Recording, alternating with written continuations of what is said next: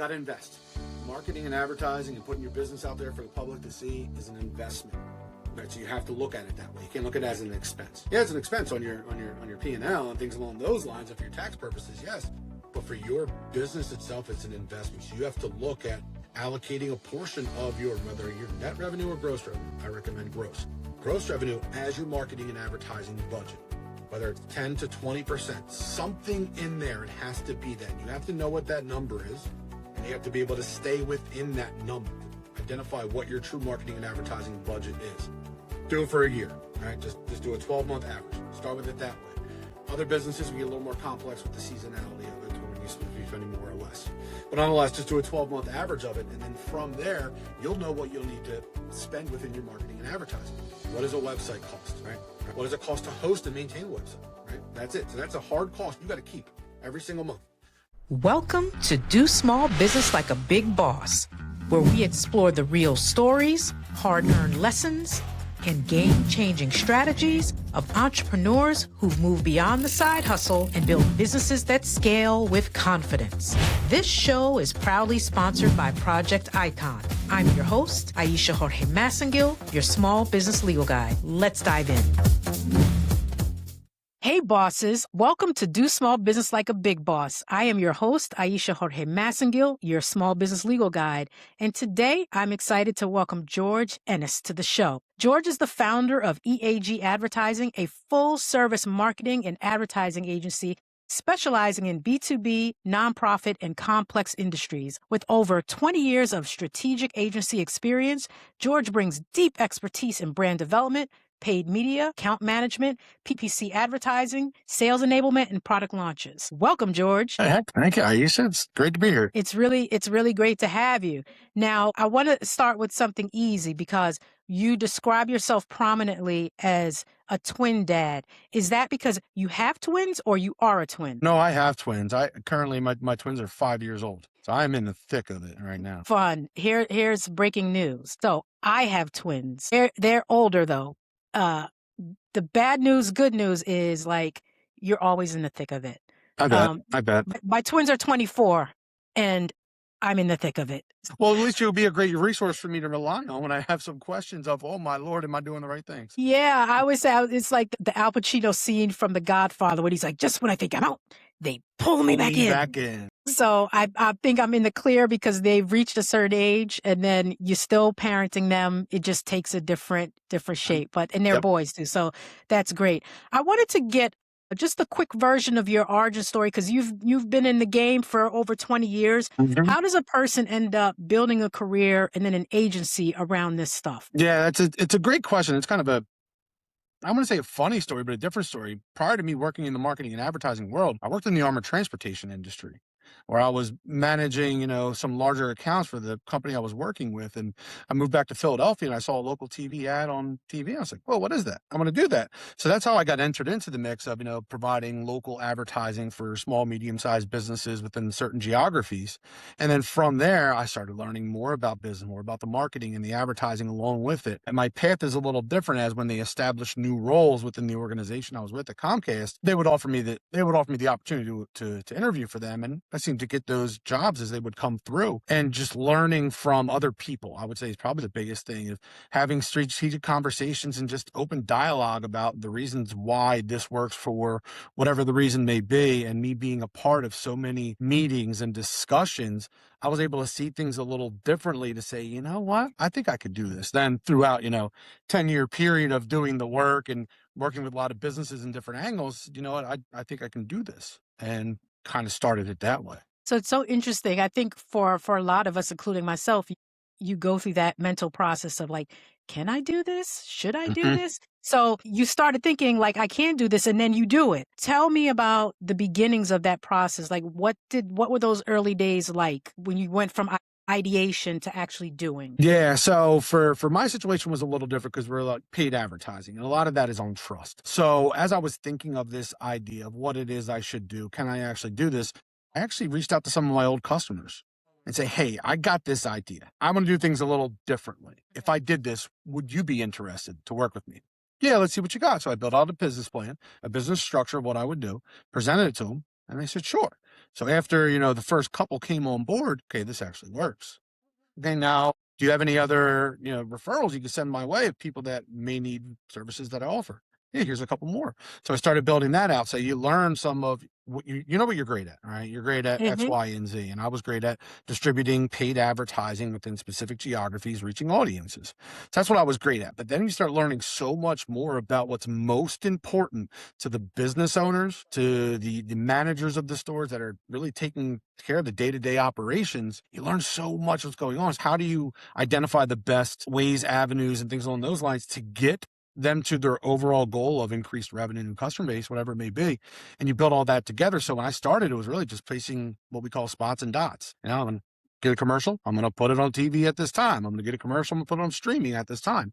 And that's going to be it. But then it evolved into so much more to be that full service marketing and advertising agency. Because what I found is that most business owners, they're experts in their business. Then they'll have about 20 to 30 other salespeople trying to sell some product or service that they believe, which it's right for them to believe it, is going to help that business in some way, shape, or form. But they don't put into consideration everything else that goes along with that day-to-day operation the business owner has to get into. Website, social media, pay-per-click, TV ads, content creation, whatever it may be. There's so much, and they get frustrated with it. So I'm able to come in and really identify the good, what's working for you, what's not working for you. The bad, okay, this is all right. It could be better, so we can optimize that. And the ugly, what I call it. Like, this stuff just doesn't work for you. You bought from that person because you like them, or you just were over dealing with all the phone calls and wanted to do something. It's time to get rid of those things and restructure a marketing and advertising plan that fits your business with your needs and your budget in mind, not my budget. I'm not going to sell you a package of, hey, here's $20,000 for you to run, 200,000 impressions or whatever it may be, and hope and pray. No, we're going to build a strategy behind all that. So it evolved from having a conversation with trusted partners that knew me from when I was young little George Ennis to growing up to where I am today. It's just, this is what I'm thinking. Would this be an opportunity for us to work together? They said, yes, we tested it. We worked. It's been successful, and we are expanding and growing, and we're continually expanding and growing. Awesome. And in that beginning, you talked about reaching out to existing clients. How prescriptive were you in that? Because there's so much talk about specialization and niching down. And even when reading your company's materials, you specialize in ... In the beginning, as you were thinking about who's my ideal customer, did you care in the beginning? Or you were like, I'm just reaching out to all of these customers to see who will come on board with me? Like Jeremy. No, I was very strategic. Tell us about that. Yeah, so I really wanted to focus on automotive industry. It's cutthroat. It really is, right? From the consumer side, believe me, they're not that bad. They're really nice, genuine people. But inside of that industry itself, there's so many changing things. So I reached out to some automotive folks that said, this is what I'm thinking about doing. And 3 of them said, yeah, we'd love to be able to see more about this, explain more about it, because they knew I had their best interest at all times. And I'll also preface this, they weren't customers of mine at that time when I was reaching out to them. As I moved down to Maryland from the Philadelphia area, I wasn't working with them, but we just kept a personal relationship. So I was very strategic in who I was reaching out to. And I wasn't going to just take on any business just to get business. I wanted to see that this could scale and I could do this properly before going down that road of, right, let's create a business and hope it works. I put a lot of thought and a lot of time, a lot of late nights just building this up and the thought process. It was really very strategic in that. And then from there, the partners that I brought on were from referrals. Is, hey, you need to trust George. George got this avenue. And it may not be everything that I wanted to do for them, which also helped me position my organization as to how we structure ourselves. Is where do you need your most assistance with? And we can provide help or guidance within that, or be a consultant for you in some way, shape, or form. But it's all about strategy and really starting that out and having your friends to be open and honest and transparent with you. No, that's a horrible idea. Or no, that's a fantastic idea. How can you do this better? What would be your differentiator? I know you can do it X, Y, and Z, but what makes you different from somebody else? And it can't just be price. Yeah. Yeah. I was in a conversation earlier today, and the person said, yeah, you need that person to be willing to tell you your baby is ugly, right? Like you have to have that person in your life that you think you're doing amazing things, but they're like, yeah, man, that baby is ugly. So Yeah. that you can course correct. But I did want to pull the thread a little bit on the networking piece and the getting business, because one of the hardest things in the beginning for a newer business owner is getting the business. And you talked about networking. So can you tell me, you had an existing client base and you talked about the importance of kind of staying in touch with those folks, what are some of the other kinds of strategies from a networking and staying on top of building those relationships did you deploy in order to build that base? Yeah, that's a great question. And I don't find the traditional networking ways work for me. My life is all about, building relationships, right? And strengthening them, right? Everybody has some type of commonality within our life, some way, shape, or form. And it's finding that and having those conversations, and then, we're growing up together. So that's how that would work. Now, as the business starts to grow a little bit, I am then doing some, let's call it social networking, where I'm reaching out to people through LinkedIn, through Facebook, that are connections. They may not be friends. We probably know each Hmm. other or connected some way, shape, or form, but reaching out to them in some way to talk about some of the success. That's one area of networking that we focused on to help build kind of our growth in its own. But then it's also positioning our business through where our target audience is, right? So they're spending a lot of their time within social media platforms, and it's talking about our brand, the reasons why we do things a little differently, and showing that way. So my networking from a non-person to person type of in-person networking was more of using the social platforms that are out there to show what we're doing, but then also reach out to people individually through there and see if there's an opportunity for us to partner together. Or, if they're having struggles within something, hey, can I provide some insight for you, provide some assistance and guidance? So the relationships we build are all on trust. And that's one big thing for us is trust. So you start working with somebody, and then you show that you actually care. You are a trusted advisor to them, and you're not pushing a product. You've now moved Mm. from a trusted advisor person to, hey, he's actually a friend of mine. I got it. Like there's the saying, I got a guy. I Yeah, got it. right. I was that guy for a lot of people, and I still have a lot of Mm. people those are my guys. They'll help with X, Y, and Z.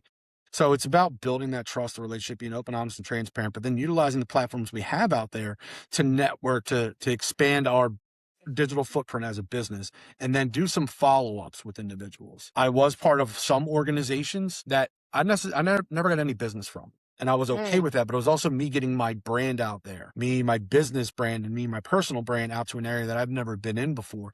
And I'm okay that I didn't generate a business from it, but I built some lifelong friends from that.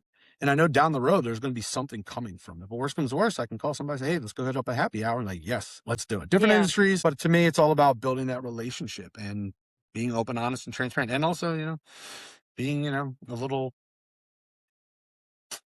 open to, having your baby being called ugly. Yeah, and I'm curious on your thoughts because this is your business. I see a lot of blowback about like selling in the DMs, like and as a business owner myself, I get messages and I think I have a different perspective now because I am a business owner Mhm. where I don't immediately recoil when someone slides into my DMs. But what is your thought process and approach, as a marketer, as a business development person, when you are trying to create those relationships within the LinkedIn platform?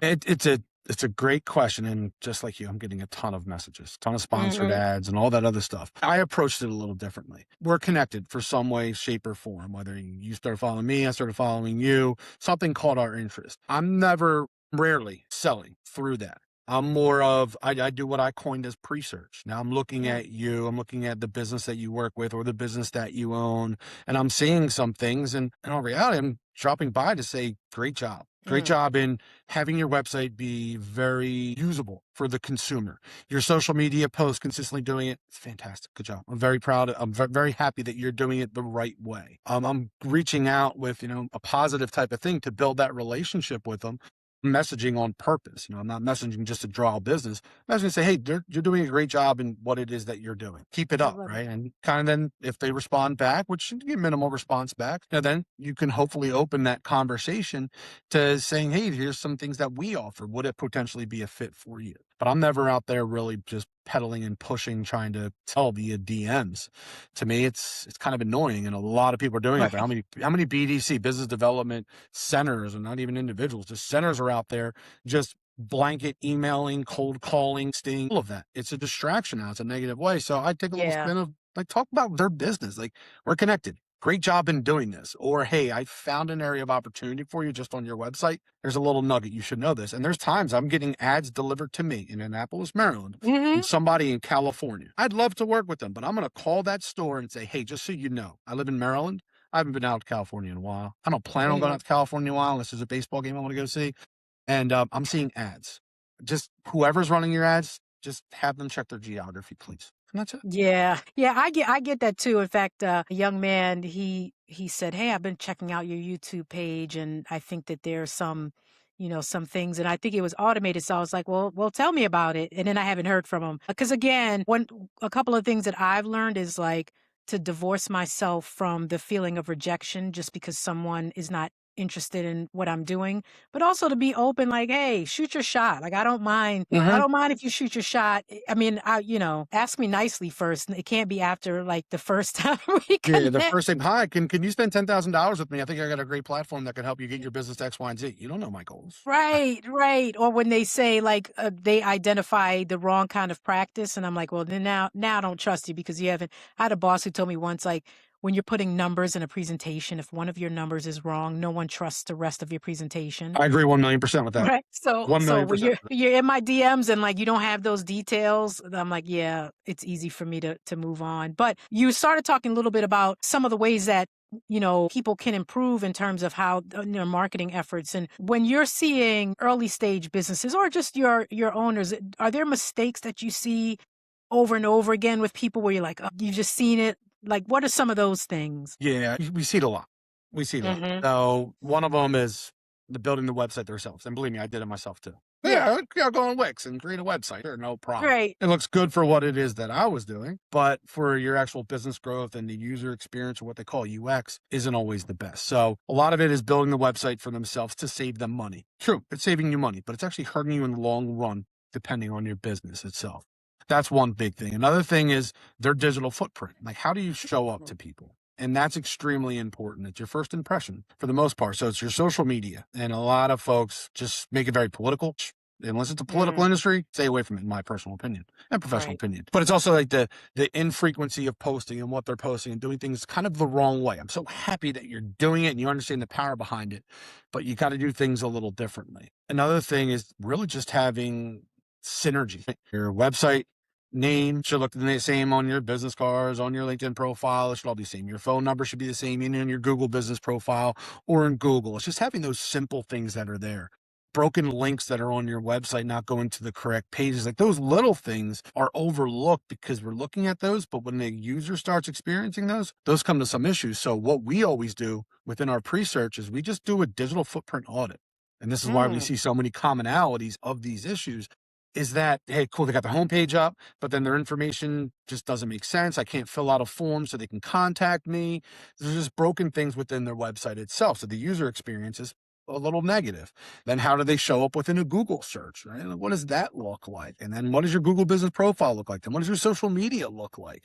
How does that pop up? What other social media avenues are you using? Are they the right avenues for the people that you want to draw into your business? That's what we do within our pre-search initially to say, hey, this is all really good. We can focus on other areas of opportunity, but a lot of the times we're tied up on, we've got to fix your website. You got to fix how people mm, find you first and how you show up to them. Your story is important, but is it important to them? What's important to them? And how do we reword that? And some people, they don't want to make any changes because it's their baby. All right. I'm not going to call your baby ugly, regardless how yeah. close we are. But it's really, there's areas of opportunity to fix it. So commonalities are just those little things that you think are cost cutting that are helping you save money are actually hurting you in the long run because of that person who came to your site for the first time has a bad user experience. Not that your Mhm. content's bad or your product's bad or your services are bad, but that experience isn't working or the phone number's wrong on the site and they can't get a hold of you, they're moving on to the next one. So we've got to Yeah. ensure that our digital footprint is set up. And that's a big thing I see across the board all the time, all the Mm. time. That's so important. And you actually touched on something else that I wanted to talk about because you work with, I think I heard you say you work with nonprofits and there you talked about the challenge that some businesses may have about a penny wise and a pound foolish, not wanting to spend the money up front. When you have small business owners who feel like they can't compete with bigger brands in terms of marketing spend, how do you help them get into the mindset of what needs to be done? Yeah, it's a great question. And it's actually one of the reasons why I started EAG is I wanted every business, primarily small, medium-sized businesses, to have the same capabilities to market and advertise within their primary marketing area, just like the big boys. I absolutely want this. It can be done. It's got to be done strategically. Within all of that, you got to invest. Marketing and advertising and putting your business out there for the public to see is an investment. So you have to look at it that way. You can't look at it as an expense. Yeah, it's an expense on Yeah. your on your P&L and things along those Yeah. lines. And for your tax purposes, yes. But for your business itself, it's an investment. So you have to look at allocating a portion of your, whether your net revenue or gross revenue. I recommend gross revenue as your marketing and advertising budget. Whether it's 10 to 20%, something in there, it has to be that. And you have to know what that number is, and you have to be able to stay within that number. That's the first thing. Identify what your true marketing and advertising budget is. Do it for a year. All right, just do a 12-month average. Start with it that way. Other businesses, we get a little more complex with the seasonality of it, when you be spending more or less. But nonetheless, just do a 12-month average of it. And then from there, you'll know what you'll need to spend within your marketing and advertising. What does a website cost, right? What does it cost to host and maintain a website, right? That's it. So that's a hard cost you got to keep every single month, right? Then what are the other things that you have as hard costs? What signage do you need on your stores? What mailers do you have to have for your business, or whether we may be going out somewhere? Are there napkins that you need printed? What are those hard costs that are part of your marketing that have to be in there? Then what's left over? Then whatever's left over, what could be utilized for a marketing and advertising strategy? So it's really identify what your gross revenue is on a yearly basis, divide that by 12, there's your monthly number. Then what are your must keeps? You must have the internet. You must have those things. And from there, what's remaining, that's your pool for outreach, as I like to call it. And what that outreach looks like is going to be different for everybody. Every audience, every person does something a little differently. You can create a general, audience segment of flourishing families. That doesn't fit necessarily a business that I'm looking for. I'm looking for parents with kids who have household income less than $50,000 and need X, Y, and Z. Right? So it's either which way, you get to start building that out and understand who your audience is. Then based off of that audience, tactics and strategies are out there. Most businesses won't be able to compete successfully in the pay-per-click world. If you're a small window installation company, you've got the likes of people with endless pockets, and they will throw as much money as possible to get that first space on Google. Right. And a couple $100 per click, and they're okay with spending that. You got to find other ways to do that. So how do you do that? You have to then be more of a local voice. So what avenues can you do that where it's not going to cost you money? It may just cost you time, but what's not going to cost you money? Then within that, how do you support that with some other low cost entry points, I guess, to put your brand out there? And we do some animal donation type of events throughout the year with some of our partners, and also they come directly through us, and we're building plans like that with them. Like, we know when this needs to be, this is what you're going to need to do to launch those campaigns. And some of them are only spending a couple $100, and we're making it work for them. We can always get back to them, say, oh, no, and if you invested more, this is what it would be. But that's not how we position it. Your budget is your budget. This is where we need to go. This is how we get there, by utilizing all the means that are available to us, which there's millions of them. But then which ones are the best for your business based off of your budget? Not what my thought process is on what package you should be buying from me, because my corporate gave me a quota to hit. And regardless of your success, after 90 days, I'm going to hope you resign or come up with a different plan. To me, that doesn't work. Yeah, it's interesting you talk about the pay-per-click in particular, because I had to realize really early I was attracting a lot of individuals, and I don't represent individuals, I represent businesses. So I was like, I can't be in the pay-per-click world, because even people who come in through my website, it's a lot of individuals who were booking calls for me. And so I was like, I would just know my budget would be blown with individuals clicking to explore. So I very quickly figured out like that wasn't the play for me. Yeah, it's tough. And a lot of people don't know that until they waste the money. And it's very tough for them to do that. So as a business owner, when you're starting out, that's why the website's so important. If your website is set up properly and you have an expert actually do it for you, which they're affordable and they do great work, I promise you, they're out there. We don't necessarily build the websites, but I got a guy that can definitely do it for you. You got a guy. I got multiple guys that can do it for you. But you set it up properly, that your digital footprint is already set up for you to be successful in ranking on that first page of Google, which nobody goes past page 2 anymore. Come on now. So it's like, you got to have that, then you continually maintain that. So then that's an added cost, but it's a low investment cost for you to continually be up there. So now you don't have to pay that, $3,000 per month on your pay-per-click budget, hoping for quality leads to come in when it could be bot traffic or anything under the sun that's not your right audience. You've got people that are actually going in there and searching for the services you offer, and they're clicking on a non-paid ad. So that's an organic growth to your business from an investment you did months back. All about the investment of it. It's extremely important for business owners to understand that.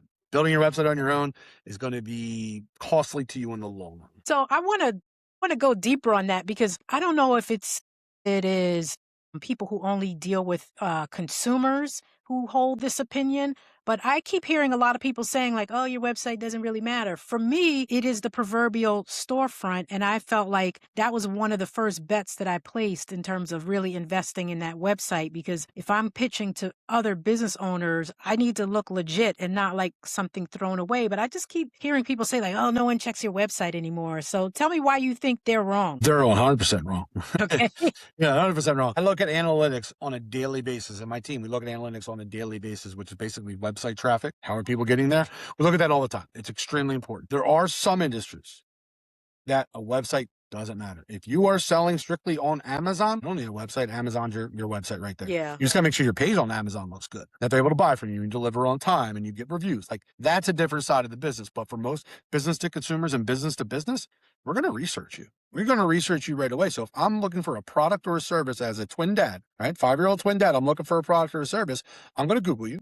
I'm going to read your reviews. I'm going to go to your website. I'm going to go to your social media platforms.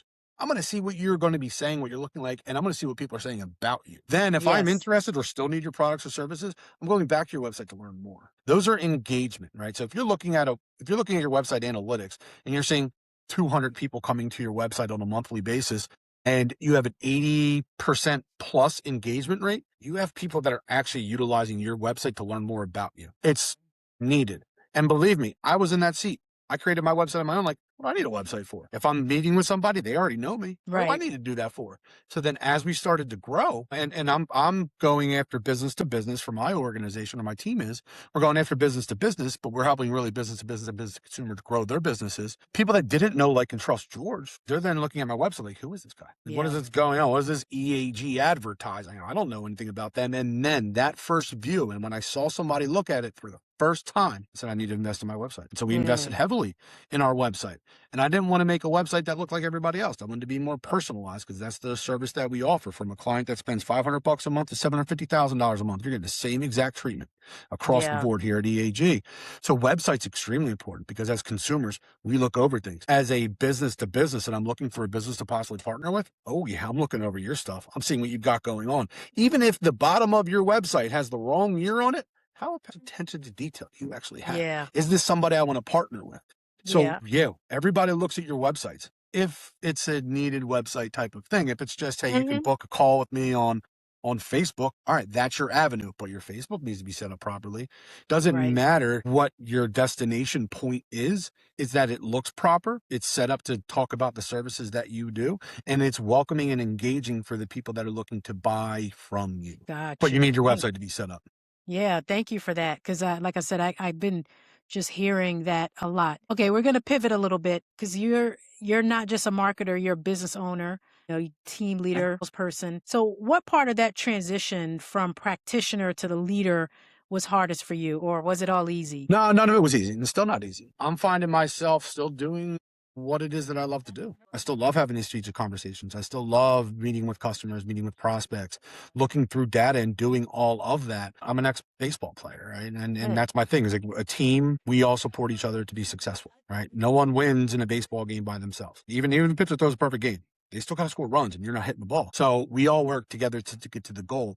It was more of created something and expand on a business that's already out there, the marketing and advertising industry. I expanded on that and simplified it for every business and became extremely transparent on everything that we do. Yeah. So you know what's going on, and build it from there, and just showed the team as we started to grow, like, this is the goal for every one of our clients. Honesty, transparency, always doing what's right for them. And from there, let's just build into it. Here's the avenues that we're going to play in. That's what we're going to do. And just go from there. And I'm in it. I'm in it with them every single day. Multiple calls today with different team members about different clients, different opportunities. Just training them so they can be the best version of them. I don't have a deadline on them knowing as much as I know. I want them to continue to grow every single week, every single month, to be the best version of them. That 1% better every single day. It's a true thing. What did you learn today? What'd you do a little differently? Now, I think I really learned this when I was in 6th grade. Now, the teacher in 6th grade, I love this. Yep. The teacher in 6th grade would always have me be the last person at the end of the line. We had to tell the teacher before we left class that day what we learned that day. And she saw something in me. I don't know what it was, but she saw something in me. She's like, you're always the last one. So I'd go, boom, get in there. Already said, go back to the end of the line. Go back to the end of the line. Already been said over and over and over again. So I would I would learn what we did so many times, and I'd have to pay attention. So I guess maybe I had ADD younger. I don't know. But she would force me to do that. Then at the end of it, do the Greek alphabet for me. So in the sixth grade, I knew the Greek alphabet.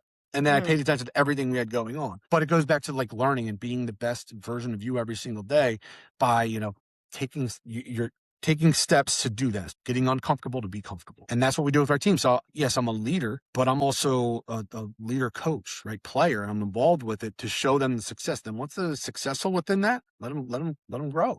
Let them do their thing. Have confidence in your team to be the best version of them. They're never going to be you. I want all of my staff members, all of my teammates to be better than me. And that's my goal, is to help them get there. That's such a great answer. I'm a baseball gal myself. That's my first love. And even if a pitcher is dealing, right, and they're throwing a perfect game or no hitter, there's always one or two amazing plays by the teammate Oh, no that doubt about it. preserves that game, right? It's never just the person up front. There's always someone else on the team that's making an amazing play that keeps the thing going. So the importance of teamwork can't be understated in Yeah, business. 100%. And there's a big thing that Clint Hurdle was a coach for Pittsburgh Pirates, Colorado Rockies for a long time, and I was lucky enough to spend a lot of time with him.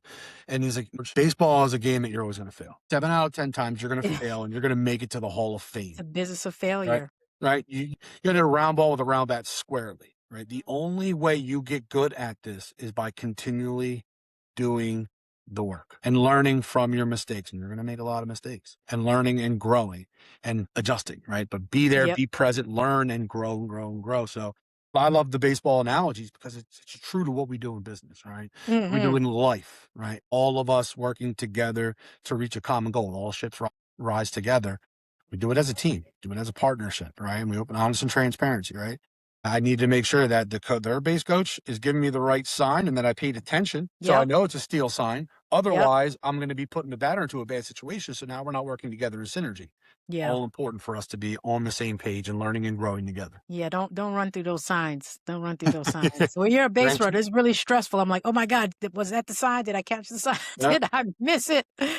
So we had opened up our time talking about the fact that you have 5-year-old twins. And for someone who's leading a business, having kids that little is a challenge. I was about to say, I can imagine. I don't have to imagine because I was there. You've been there. You've been there. And I have an older son who's only 1 year older. So I had 3 little people running around in chaos forever. How do you think about balance in your work and in your home life when you got those little people around, particularly, being a business owner and an entrepreneurial parent? Yeah. Lucky enough, I got a great support system. My wife is amazing. Mhm. She also works in the medical field. So she's helping sick people. And we tell our kids she's helping sick people walk. But my wife is really the support with it that we have, that she's able to see my vision and to see what we're doing and then really assisting with it. But I also, this year, past year and a half, I did not necessarily focus on my personal health and things along those lines.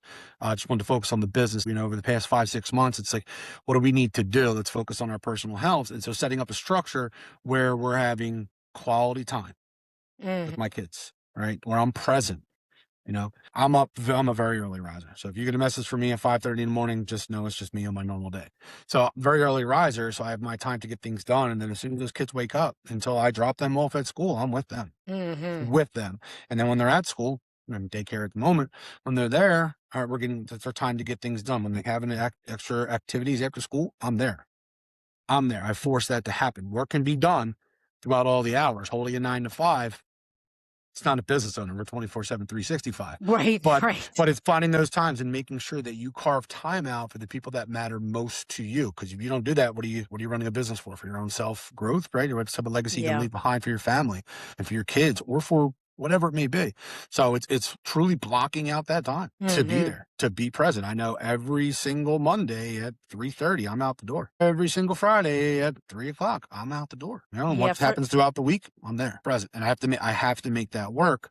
Otherwise, the family portion won't be there and the support won't be there. So it really comes from the support from my wife. And it's a little different for us. Is our whole family, everybody we know is up in New Jersey. Nobody's down here. So they're just her and I doing this together. So it's that core support, and that's all goes to my wife. Well, first of all, you're going to have mad brownie points because this is going to be, on recorded forever. that you paid homage to her, right? So make sure, like, for Mother's Day or whatever, you play this for her as part of her tribute. She'll appreciate that. And I would say, for the parents out there who are doing this stuff, as hard as it is, I 1,000% agree about presence. Some of the best advice I ever got about balancing between your professional life and being a parent is presence. And I just remember this woman, she was on a panel and she said, your kids don't care that you're in PTA. Like, PTA is important, okay, but they don't care. They care that you're present. So every stinking recital, every sport, athletic contest, the first thing I would do for my boys is like wave and make sure that they could see me. Yep. Be there. And my oldest, he played college football, and he would get annoyed if he didn't see me right at the beginning, and I would scream for him, and he'd be like, dude, where were you? I was like, babe, I was there. Like, it matters to them. So you absolutely have to prioritize. And I always say, everyone's busy. And what I've learned as an adult is you make time for the things that matter. Yep. The time and the people. You make time for the people and the things that matter. But in order to do it successfully, there's got to be some kind of tool, system, or process or habit that you've adopted in order to make this thing hum. So is there a tool or a process that you run every day that helps you be able to be up at 5 and then be with your kids and make sure you nurture a relationship with your wife? Like, what do you rely on to make this thing go? Calendar, really? That's really what it Mm. is. But it's blocking out time. I mean, that's really, I'm not using a specific tool to do all of this. Of course, I got my wife and I got calendars all over the place. But the calendar just kind of keeps me organized as to what's going on. But I'm not using anything other than what the old school folks used to do. All right, just block out that time and be there. That's it. Yeah. Even for the business itself too. Like, there's no one tool that we utilize as everything. We use Google Analytics as a source, as data to identify the good, the bad, the ugly, and areas of opportunity and growth. But we're utilizing multiple tools and sets to get things going, and just what works best for my business. It's very difficult for a lot. People came in that are very seasoned in the marketing and advertising world. Like, how do you put all this together? And I'll show you the process, but they're different forms, and we'll get it into a simplified area for everybody. But for me, it's just making sure that time is blocked out and it's in my head. I know every single Monday, 3:30, I'm out the door. Yeah. I'm not going to be back home till 7 o'clock that night. And 7 o'clock, then we do our routine with the kids, and then I'll come back maybe 9 o'clock, and I'll start working for an hour or two on some stuff that I may have missed. And then Tuesday, I'll pick it back up. And at 5:30, there's no alarm. It's literally my body clock just waking me up, which is crazy. My wife hates it. Yeah, same. Mine is pushed up. Uh-oh, little feedback. Let me ask you this. When you hear the phrase, do small business like a big boss, what does it mean to you? In corporations, my whole entire professional career, I was groomed on big corporation mindset. So I've told a lot of people, right? We are a boutique, even though I don't like that word, but we use it. A boutique agency, but we have the mindset of the big corporate world, of how we structure ourselves, but we have the boutique touch and feel of we care about you, family, your business, and to be a partnership with you, regardless of the size of your business. And it's true and relevant. Small business, big boss. Yeah, I'm a small business. Regardless of how big that we get, we're going to keep that small business mentality. But the big boss of the corporation that actually trained me from, my age is 18 years old, 19 years old when I started in the entrepreneurship industry, to where we are. It's all about big corporations. So take the best of that world, but make it into a small business boutique. It makes you extremely unique and extremely powerful. You're a differentiator. It's because you care. And you show that you care. You're not just a number to me. I'm not going to fire you because I need to worry about my shareholders. I'm not going to pressure you to purchase a package of something that's not going to benefit you and your business because I got shareholders breathing down my neck because my boss needs me to get to 102% of our budget for this year that they created out of nowhere. We don't, believe me, they do that. Just so everybody knows, if anybody's trying to say they're going to hit their quota, it's just a made up number. We care about the structure of the organizations to act like a big boss, but be the small business owner, combine it together, and we're an unstoppable force. And when we go up to play it against anybody, and any corporation that's hearing this, we go play it against them, we will come out on top. Not because of product, not because of services. It's because of who we are and the attention to detail that we get into it and the honesty and transparency. That's what we do. Yeah, that's an A answer right there, George. That's an A answer. Where can our listeners find you and follow your work and tap into everything that you got going on? Yeah, so you can find me on LinkedIn. Find us on LinkedIn at EAG Advertising. It's E.A.G.Advertising on LinkedIn, or you can find us at eagadvertising.com. And then within there, you can reach out to me directly. You can fill out a form, or there's a couple phone numbers in there. You can give us a call. Awesome. Well, George, thank you so much for being on the pod today. I really enjoyed, from one twin parent to another, enjoyed chopping it up with you. And so really appreciate your time today. No, it's been great. Thank you. I love having these conversations, and I love that there's a focus on assisting small, medium-sized businesses. And with the ability for them all to grow and be successful, it's out there. There's people out there that want to help. And that's the biggest thing, is there's people that have been in your shoes that want to help you, right? There's people that are experts in areas that want to help you. Give them the opportunity. You can't do it all by yourself. I promise you. No, I can't do it. absolutely not. So it's all about being together, and you got there. You're the expert in your business. Who can be the experts and trusted partners that can help you get to the next level? And that's what you need to find as a small business owner, in my opinion. That's a perfect way to end it. All right, bosses, you know the deal. Build it messy, build it scared, but just don't build it small. If you got any value out of this episode, please like, follow, and subscribe. And until then, we'll see you next time.